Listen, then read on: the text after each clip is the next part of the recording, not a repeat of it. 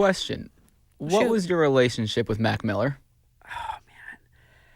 I actually met him like after TanaCon, like around that time. And I feel like that for me mentally was the lowest point of like my career.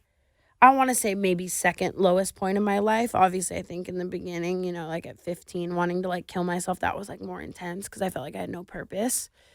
But like the rock bottom after TanaCon was just unlike anything I've ever like felt in my life, and I wanted to die. Like that was the first time in my life where I was reading thousands of people telling me to kill myself online, and I felt like, damn, like would the world be like a better place if I did? And I don't, you know, which is dark. Mm-hmm.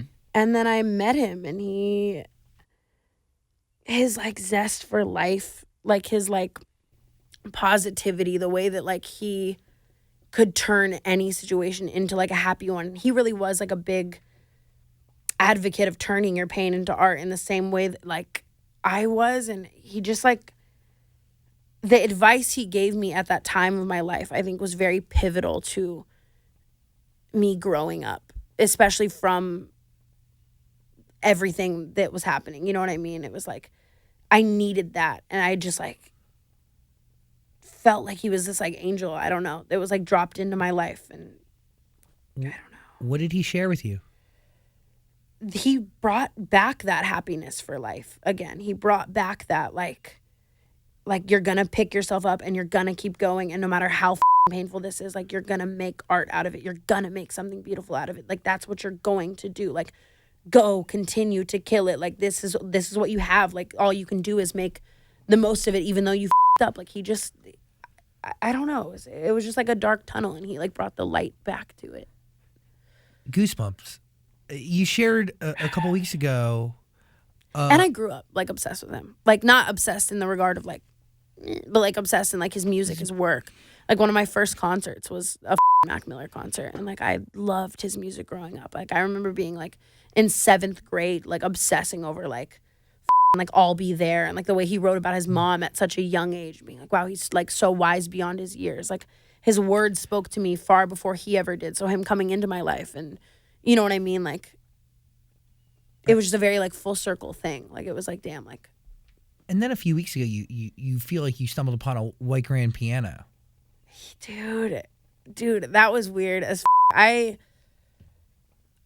feel like I get signs from him all the time. I like literally like not one, and I don't know. I don't want to like make it about me because it's not at all, but I'm just saying like there's not a second that like goes by that I don't think about him. Like pretty much every second of every day I'm like thinking about him and missing him, and it's just hard. It always will be.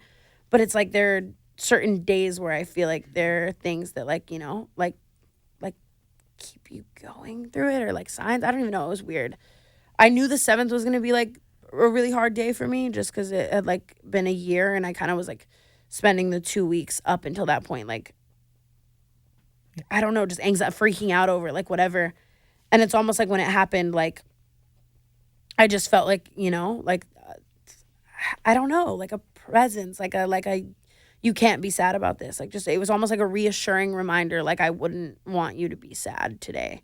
And then, yeah, my favorite thing about like going to his house or being around him was like his big white grand piano, and like just like him playing it. Like I can just hear it. I'll always hear it. And like whatever, like, I don't know, that sound sitting there watching him do it. He loved it so much. It was like his outlet in a way. And then I was in New York, and my friend was like, yo, come to this thing, whatever. It was something I didn't even want to leave. I was going to stay in all day. And everyone was just like, no, just go out. Like, whatever, blah, blah, blah. And like, again, distraction. That's who I am, whatever.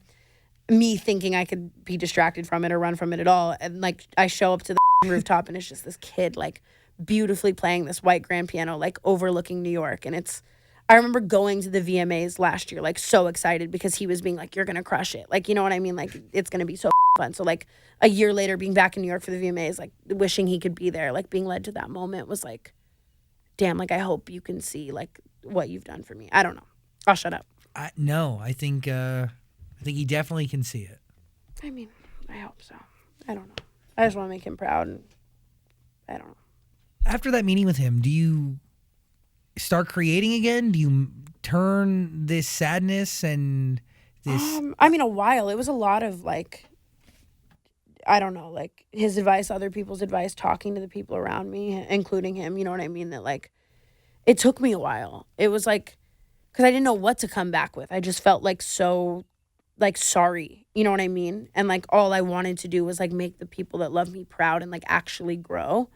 So it was like definitely a lot of like sitting back and being like, get back to why you like fell in love with this and like making YouTube videos and like whatever, you know? Do you feel like you've made them proud now? Do you feel like you've made up for it?